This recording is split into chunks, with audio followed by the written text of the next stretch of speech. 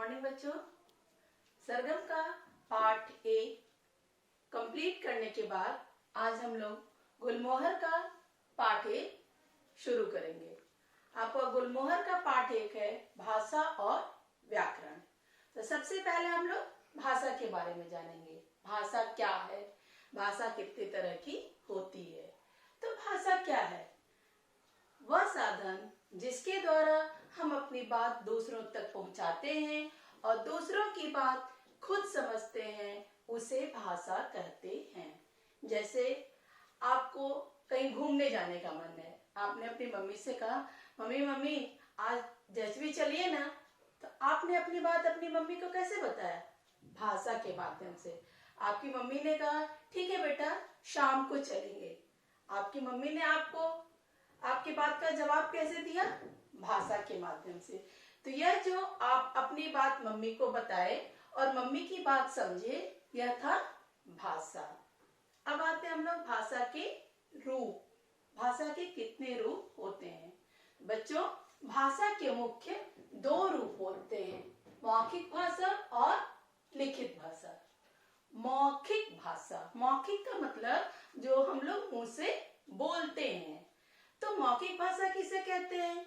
जब हम लोग बोलकर अपनी बात दूसरों को बताते हैं और दूसरों की बात बोलने से ही खुद समझते हैं, उसे मौखिक भाषा कहते हैं। जैसे आप अपनी मम्मी से बोलते हो मम्मी मेरे स्कूल का टाइम हो गया है। तो आपने बोलकर अपनी बात मम्मी को बताया। मम्मी ने कहा बेटा जल्दी करो बस के आने का टाइम हो गया है। तो मम्मी ने आपको अपनी बात कैसे बताया? बोलकर बताया। यह कौन सी भाषा हुई? मौखिक भाषा। और देखिए क्या क्या मौखिक भाषा होता है। बातचीत करना, आप जो आपस में किसी से भी बात करते हो, मम्मी से, टीचर से, फ्रेंड से, वो मौखिक भाषा है। गाने गाना, कविता पाठ करना, यह सब क्या है? मौखिक भाषा है, क्योंकि इसमें हम लोग बोलते हैं। स्कूल में हम लोग मॉर्निंग में प्रेयर करते हैं, वो भी क्या है? मौखिक भाषा है। और मौखिक भाषा क्या होती है? अस्थायी होती है। मतलब इसमें क्या होता है?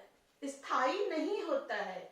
इस भाषा में हम लोग कोई बात बोलते हैं फिर बाद में बोल देते नहीं मैंने तो ऐसा नहीं बोला था। जैसे घर में आप लोग भाई बहन में ही लड़ाई होता है, मम्मी जब सुन के आती है क्या हुआ, तो दोनों भाई बहन क्या करोगे? बोलोगे नहीं इसने पहले बोला था, नहीं इसने पहले बोला था। तो क्या है? ये अस्थायी है। आप बोले और कह दिए कि नहीं बोले, इसलिए मौखिक भाषा अस्थायी भाषा है। और दूसरी भाषा क्या है? लिखित भाषा। लिखित का मतलब लिखकर हम लोग जब अपनी बात दूसरों को बताते हैं, उसे लिखित भाषा कहते हैं। जब लिखकर हम अपनी बात दूसरों को बताते हैं और लिखने से ही दूसरे की बात खुद समझते हैं, उसे लिखित भाषा कहते हैं। जैसे आपको कभी स्कूल नहीं आना होता है, आप बीमार हो, आपको कहीं शादी में जाना है, कहीं घूमने जाना है, तो आप प्रिंसिपल को एप्लीकेशन लिख के देते हैं। वो कौन सी भाषा होती है? लिखित भाषा होती है।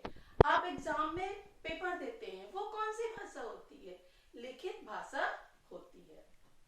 इसके अलावा समाचार पत्र पढ़ना, ईमेल भेजना, व्हाट्सएप करना, ये सब भी लिखित भाषा है। लिखित भाषा स्थायी भाषा है। मतलब इसमें जो चीज है स्थायी है, उससे हम लोग मुकर नहीं सकते हैं। जैसे आपने प्रिंसिपल को एप्लीकेशन दिया और क्लास में आपको मैम डांट रही है कि आप बिना इंफॉर्मेशन क्यों एब्सेंट हो गए, तो आप बोल सकते हो मैम मैंने एप्लीकेशन दिया था। क्या है? आपके पास उसका प्रूफ है, वो स्थायी है। इसलिए लिखित भाषा को स्थायी भाषा कहा जाता है। इस वीडियो में बेटा सिर्फ इतना ही। आगे की बातें अगले वीडियो में। धन्यवाद।